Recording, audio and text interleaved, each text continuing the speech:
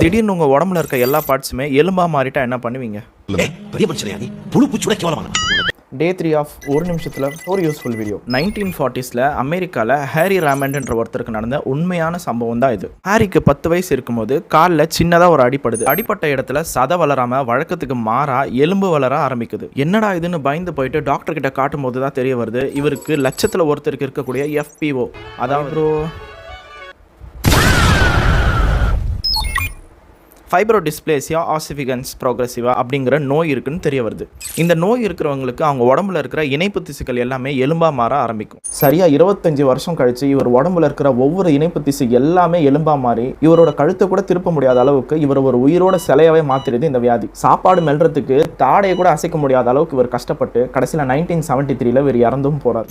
அமெரிக்காவோட பிலடெல்பியாவில் இருக்கிற மியூசியம்ல இன்னைக்கு இவரோட எலும்பை நம்ம பார்க்கலாம். வீடியோ பிடிச்சிருந்தா சப்ஸ்கிரைப் பண்ணிக்கோங்க. அண்ட் இந்த மாதிரியான யூஸ்ஃபுல்லான இன்ஃபர்மேஷனை வெறும் ஒரே நிமிஷத்தில் நீங்கள் வீடியோ ஸ்க்ரோல் பண்ணும்போது பார்க்கணும்னு நினச்சிங்கன்னா மறக்காம நம்ம சேனலுக்கு சப்ஸ்கிரைப் பண்ணிக்கோங்க.